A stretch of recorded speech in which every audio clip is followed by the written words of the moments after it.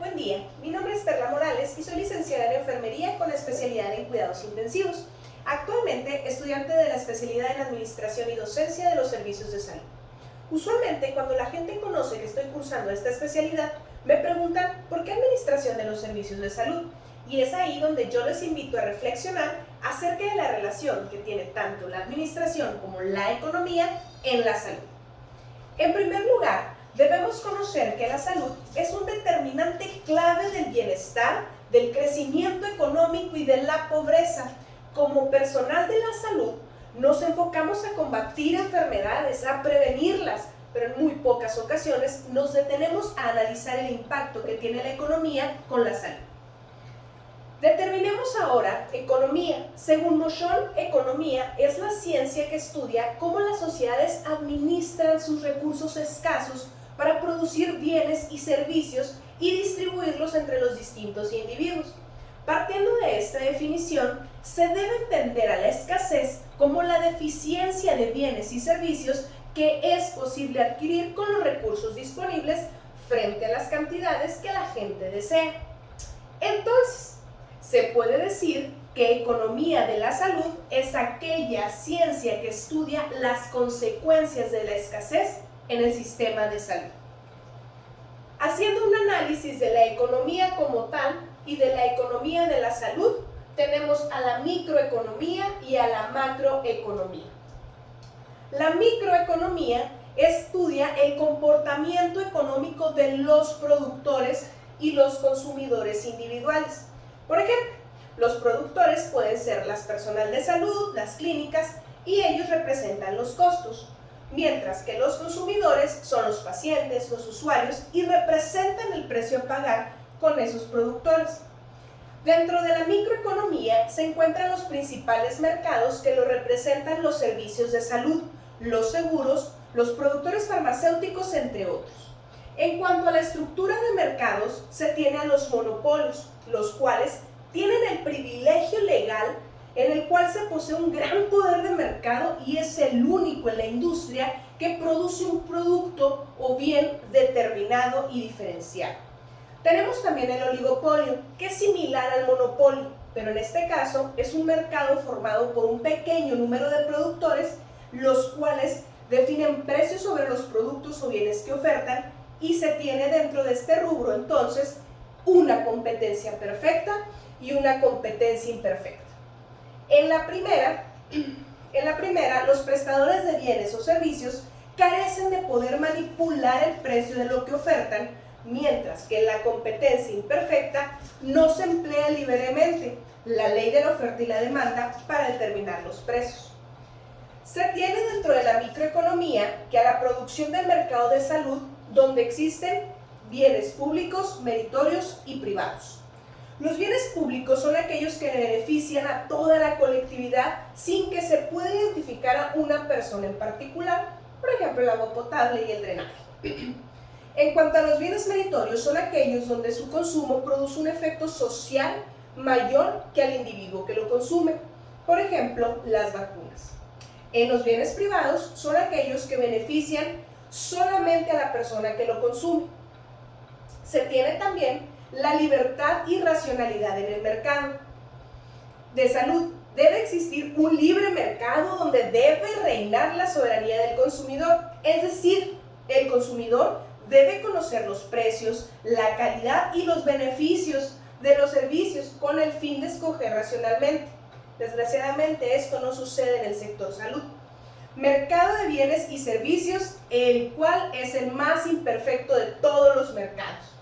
Se ha llegado incluso a mencionar que la economía del sector salud es una economía anormal, donde no funcionan las leyes de mercado, la libertad y la racionalidad en economía en general. El consumidor es libre de comparar los bienes que le ofertan en cuanto a precio y satisfacción, así como el productor es libre y que tiende a producir lo que el consumidor quiere. Sin embargo, en el sector salud las cosas no funcionan así. Hablando específicamente del sector salud, con los puntos que acabamos de mencionar, se tiene al médico como el agente del consumidor, donde el médico es el que asesora sobre cuál bien o servicio a consumir. Sin embargo, el médico también es quien provee el servicio y vive de ello, lo que ocasiona un conflicto de intereses. Se habla también acerca de la incertidumbre que se tiene al momento de fijar un precio. Como la salud es tan variable como las enfermedades y su tratamiento, es realmente difícil para el consumidor conocer el precio por adelantado. Y esto se relaciona con la forma de pago, ya que independientemente de la capacidad de pago que tienen algunas personas, algunas enfermedades son más costosas que otras, y esto no significa que al poder cubrir los gastos se garantiza el sanar de cierta enfermedad. Es por ello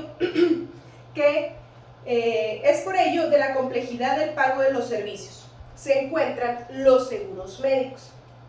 Pero como toda situación tiene desventajas, las compañías de seguro para afiliar a las personas seleccionan a las personas sanas y excluyen a los enfermos. Es por ello que el mercado de salud es un mercado imperfecto, el cual requiere de una regulación y supervisión por parte del Estado. Esto es por parte de la microeconomía. Por otra parte, hablemos acerca de la macroeconomía, la cual estudia los fenómenos económicos en función de todo el sistema. En cuanto al sector salud, le interesa conocer los flujos financieros en todo el sistema de salud.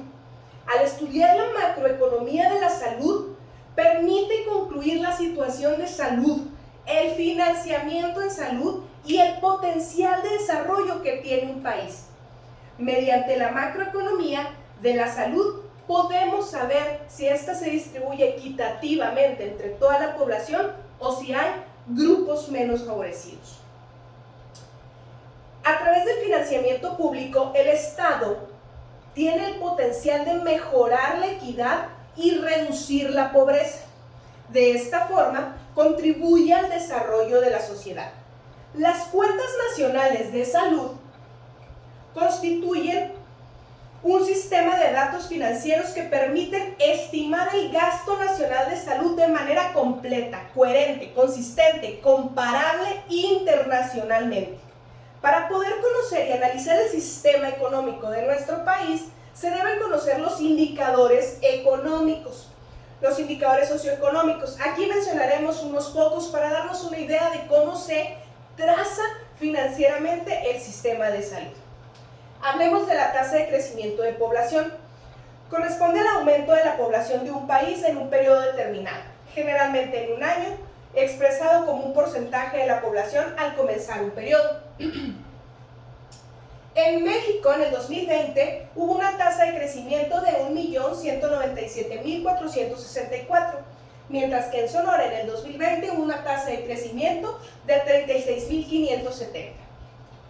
Hablemos del Producto Interno Bruto, el cual mide la producción de bienes y servicios realizada por los residentes del país dentro de las fronteras, menos el consumo de bienes y servicios intermedios, los que se consumieron para poder producir.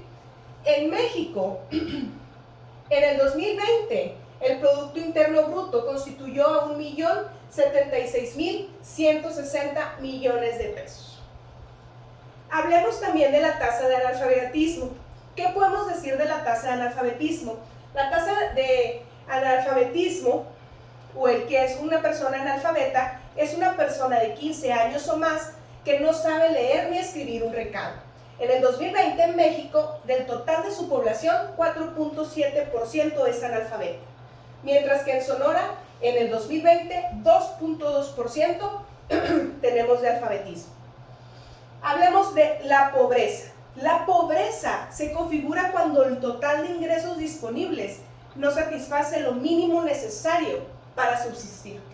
En México, en 2018, el total de la población, el 41.9% sufre de pobreza y el 7.4% de pobreza extrema. En Sonora, en 2018, 28.2% de la población total estuvo con pobreza y 2.6% de pobreza extrema.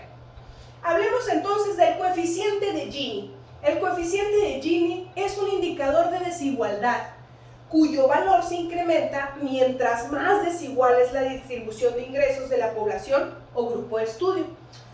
Su valor se va a expresar entre 0 y 1. El valor 0 es que no hay desigualdad y el 1 significa que existe la mayor desigualdad, donde muchos tienen todo y pocos tienen nada.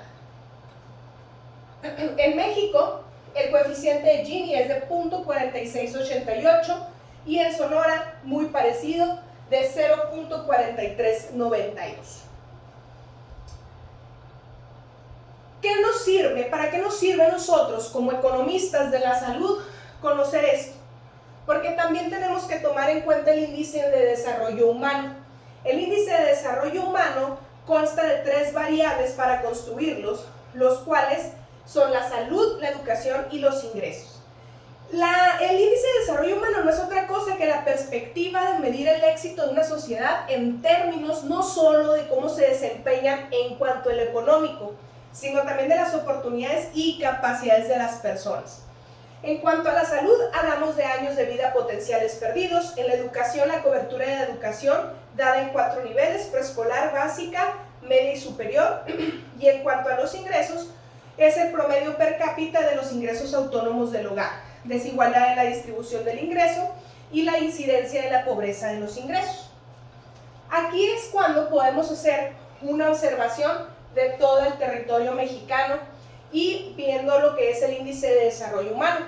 Aquí podemos ver que la mayoría del país, del territorio mexicano, cuenta con un índice de desarrollo humano medio y mayoría de su territorio, el 5.4, tiene el índice de desarrollo humano bajo y estamos en una media con un índice de desarrollo humano alto. ¿Qué nos quiere decir todo esto? Para mí, ¿qué me sirve conocer la tasa de pobreza, el Producto Interno Bruto? A mí, salud, productor de salud, ¿por qué me sirve saberlo? Porque en base a conocer cómo está creciendo la población de nuestro país, de nuestro estado y de nuestra ciudad, es la cantidad de dinero que se nos va a dar a cada uno de nosotros en salud. Es por ello que hablemos de la economía y salud en el contexto actual. Con todo lo mencionado anteriormente y no dejando de lado, por supuesto, la pandemia mundial que golpeó fuertemente al mundo entero y a nuestro país, que ya venía golpeado económicamente, se observa que el rezago y la desigualdad en los indicadores básicos de salud, como la tasa de crecimiento, la distribución del Producto Interno Bruto, se tiene que México tiene los recursos para plantarse metas más ambiciosas y sobre todo cerrar las enormes brechas que aún persisten entre regiones y grupos socioeconómicos. En este sentido, sería conveniente que en los esquemas de planeación para el desarrollo de la salud se planteen niveles no solo a nivel nacional, sino a nivel subnacional, estatal, incluso, ¿por qué no?, municipal. Al trabajar a la par con la reducción de la brecha de estos indicadores, el aumento del sector salud sobre el Producto Interno Bruto y la creación de programas con la ambición de crear un solo programa de salud universal traerá consigo la disminución en la incidencia de enfermedades no transmisibles, las cuales cuestan, lo que consecuentemente se verá reflejado en la cantidad de dinero que se invierte en el segundo nivel de atención. Se aumentará la esperanza de vida y no solo en años, sino también en años productivos, que repercutirá en un aumento en la producción y consecuentemente en el Producto Interno Bruto. Muchísimas gracias por su atención.